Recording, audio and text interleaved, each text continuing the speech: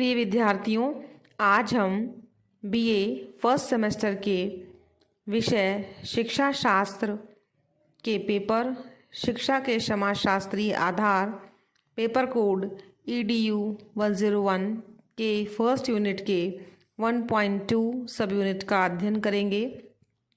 आज हम दो विषयों पर चर्चा करेंगे। हमारा पहला विषय है शिक्षा एक अनुशासन के रूप में और दूसरा शिक्षा एक प्रक्रिया के रूप में, सामाजिक प्रक्रिया के रूप में, education as a social process. तो आइए हम लोग अपने पहले विषय पर शिक्षा एक अनुशासन के रूप में चर्चा प्रारंभ करते हैं। प्राचीन धारणा के अनुसार शिक्षा को एक प्रक्रिया तथा प्रशिक्षण के रूप में प्रयोग किया जाता था।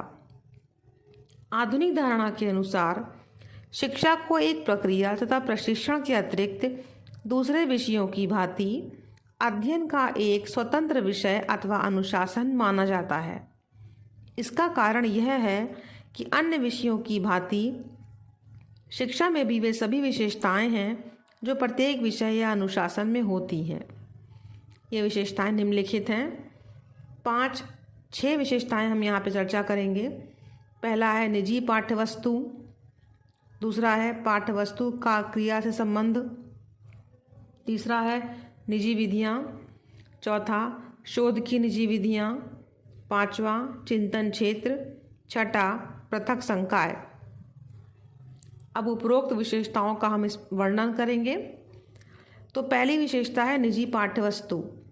शिक्षा को अनुशासन के रूप में व्यक्त करने के लिए इसकी पाठ्यवस्तु की ओर अगर दृष्टि डाली जाए तो ये प्रतीत होता है कि शिक्षा की एक समृद्ध पाठ्यवस्तु है जो विभिन्न क्षेत्रों, चाहे वह दर्शन हो या मनोविज्ञान, तकनीकी हो या समाज से जुड़ी है।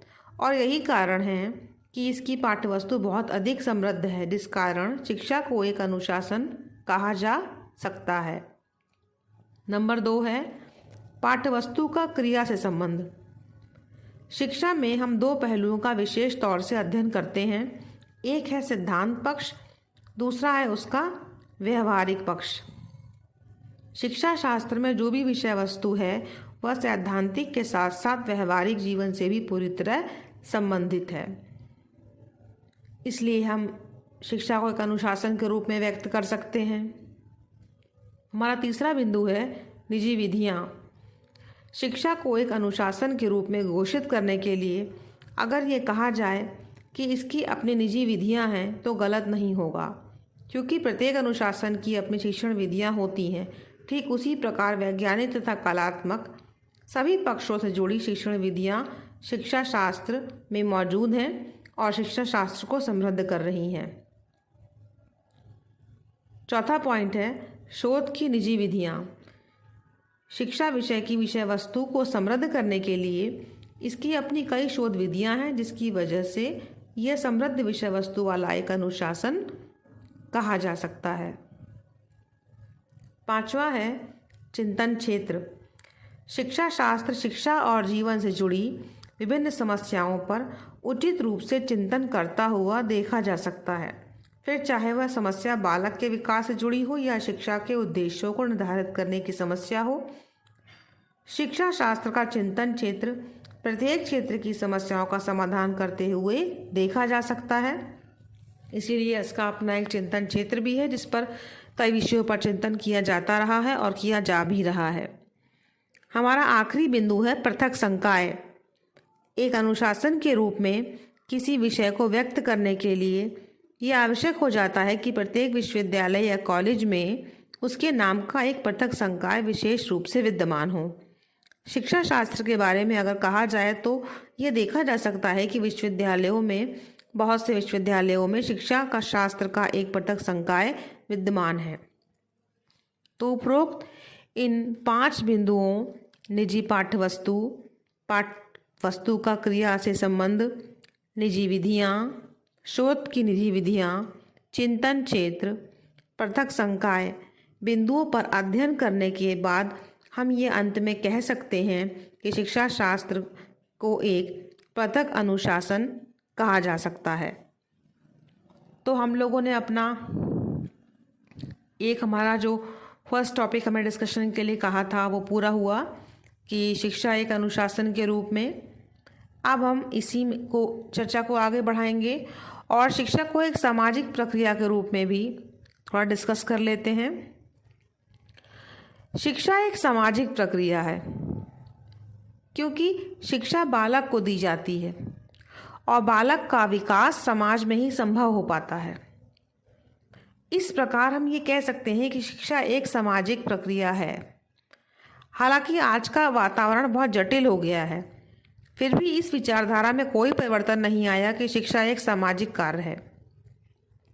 बच्चे का आज भी परिवार, पास पड़ोस, परिवार, साथी समूहों के माध्यम से ही समाजीकरण होता है। इसीलिए व्यक्ति का जो असल व्यक्तित्व का विकास होता है समाज में होता है।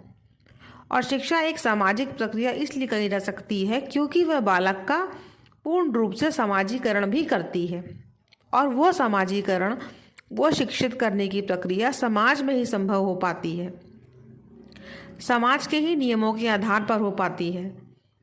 और शिक्षा का जो विकास करने का एक तरीका है वो इसलिए है कि वह बालक को विकास करके यह चाहती है कि वह व्यक्ति परिवार, समाज और राष्ट्र के लिए एक उपयोगी व्यक्ति बनकर सामने आए। तो ये आवश्यक हो जाता है कि जो शिक्षा है वो बालक को उसके व्यक्तित्व का बहुमुखी विकास करे। शिक्षा एक सामाजिक क्रिया है, इसका अर्थ यह है कि शिक्षा की प्रक्रिया सामाजिक है। दूसरे शब्दों में हम कह सकते हैं कि व्यक्ति को सामाजिक वातावरण में ही अत्यधिक लाभप्रद ढंग से शिक्षा दी जा सकती है। इसका विकास पर्यावरण के माध्यम से ही संभव है। जैसा कि देखिए, जॉन डीवी ने कहा कि समस्त शिक्षा का प्रारंभ उस समय होता है जब व्यक्ति प्रजाति की सामाजिक चेतना में भाग लेता है।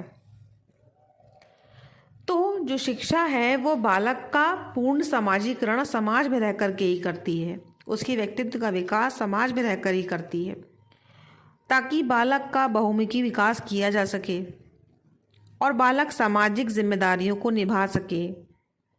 तो इस तरीके से कहा जा सकता है कि शिक्षा एक सामाजिक प्रक्रिया है। धन्यवाद।